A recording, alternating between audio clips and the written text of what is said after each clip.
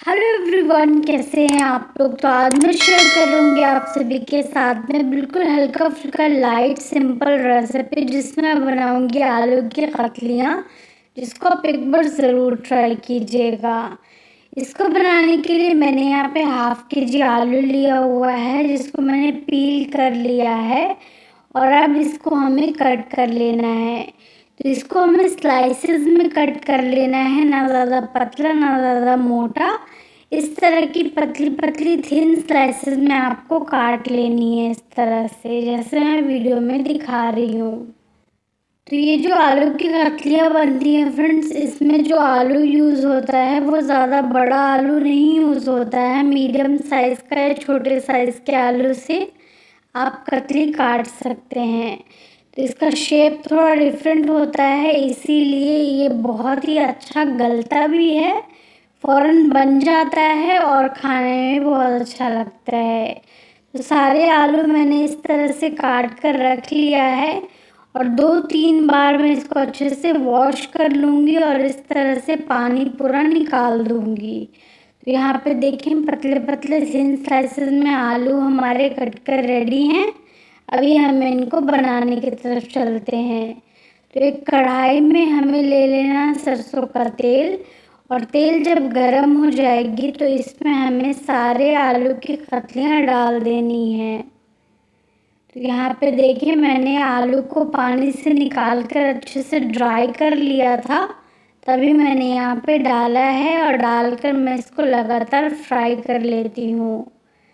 जिससे क्या होगा, आलू पे कलर आ जाएगा बहुत प्यारा सा और ये गल भी जाएंगे।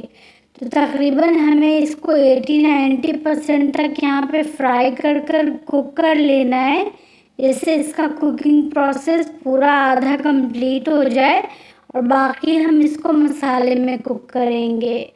तो यहाँ पे लगातार फ्लेम हाई कर कर आप आलूओं को फ्राई कर लीजिएगा, जिस तरह से मैं वीडियो में दिखा रही हूँ।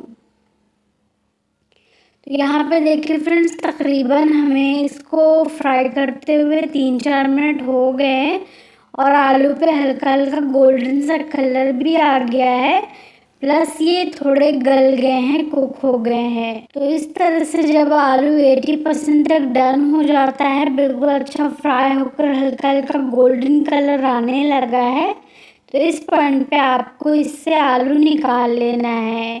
तो इसी तेल को साइड कर कर आपको आलू को छन्नी से छान कर निकाल लेना है, जिससे ऑयल इसमें रह जाए।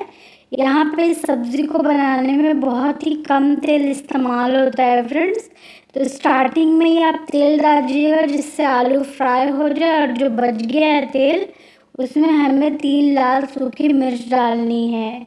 इन मिर्चों को हमें गोल्डन होने तक फ्राई कर लेना है। मिर्चें भुन गई हैं, क्रिस्पी हो गई हैं, तो इनको निकाल कर मैं अलग साइड पे रख लेती हूँ। और जो बचा हुआ ऑयल है उसमें हमें साबुत ज़ीरा डालना है। तो 1 टीस्पून मैंने यहाँ पे ज़ीरा डाला है और डालकर मैं इसको फ्राई कर ले रही हूँ। जैसे ज़ीरा क्रैकल हो गया, इसमें हमें हरी मिर्च डालनी है और लहसुन का पेस्ट डालना है 1 छोटे चम्मच। यहाँ पे लहसुन का फ्लेवर बहुत अच्छा आता है, इसीलिए मैं यहाँ पे डाल रही हूँ। आलू की कतली बहुत ही मज़ेदार बनेगी, लहसुन का फ्लेवर आ जाएगा उसमें। तो आधे 1 मिनट के लिए हमें ये मसाला भून लेना है। हरी मिर्च का भी फ्लेवर इसमें आ जाता है, तो बहुत ही अच्छी आलू की कतलियाँ बनकर तैयार होती हैं। जब ये मसाले मिल गए हैं तो इसमें हमें 2 टमाटर डालना होगा, रफली चॉप कर कर, और टमाटर को अच्छे से मिलाकर भून लेना है। तो यहाँ पे जब लहसुन जो है हल्का भुन जाए, फ्राई हो जाए, तो आप टमाटर डालकर इसको मिला लीजिएगा। टमाटर के खुद के मॉइस्चर निकलने लगेंगे, इसी पॉइंट पे इसमें आप कुछ मसाले डालिए। तो हाफ टी स्पून हल्दी पाउडर डालनी है, 1 टेबलस्पून मैं इसमें नमक ऐड कर रही हूँ और हाफ टी स्पून काले मिर्च का पाउडर डालूँगी। ये सारे मसाले डालने के बाद में लगातार आप इसको अच्छे से चला लीजिए, जिससे टमाटर सॉफ्ट और मशी हो जाए और मसाले का भी इसमें अच्छा फ्लेवर आ जाए। तो यहाँ पे फ्लेम को आपको लो कर देनी है और लो फ्लेम पे टमाटर को गला लेना है। तो बेहतर होगा आप लिड लगा दीजिए। लिड लगाकर आप इसको 2 मिनट तक कुक कर लीजिएगा, जिससे टमाटर बिल्कुल सॉफ्ट हो जाएगा। यहाँ पे देखिए टमाटर को लो फ्लेम पे मैंने कुक कर लिया है और मसालों में ये मिल गया है, बिल्कुल स्मैश हो रहा है। तो इस तरह से स्पैचुला से हल्का हल्का दबा दें, जिससे ये और भी अच्छे से बिल्कुल पेस्ट बन जाए और मसाले में मिल जाए। इस तरह से भुना हुआ मसाला मिल जाए, क्योंकि ये आलू टमाटर की कतलियाँ फ्रेंड्स बहुत ही ज़्यादा ज़बरदस्त टेस्टी सी बनती हैं और आप इसको झटपट बना सकते हैं।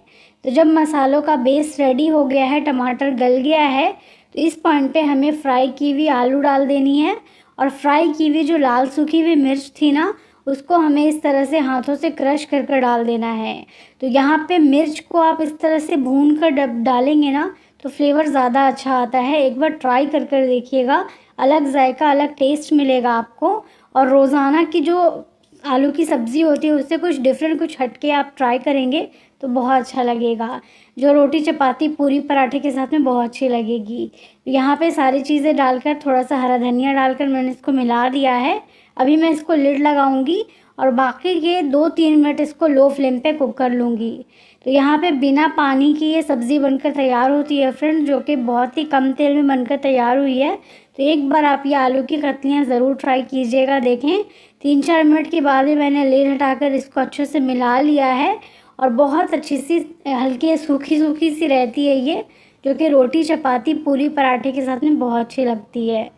तो आलू गलकर तैयार हो गया है, मसालों में कोट हो गया है और बहुत ही ज़बरदस्त आलू कतली हमारी बनकर तैयार हो गई है। तो ना ज़्यादा गरम मसाले, ना कुछ मसाले की झंझट डालने की, बहुत ही कम हल्के मसालों के साथ में ये बनकर तैयार होता है और बहुत अच्छा लगता है। तो ये सिंपल सा आलू टमाटर की कतलियाँ आप बनाकर देखिएगा फ्रेंड्स, आपको बहुत अच्छा लगेगा। एक बार ज़रूर ट्राई करें, उम्मीद है आपको रेसिपी अच्छी लगेगी।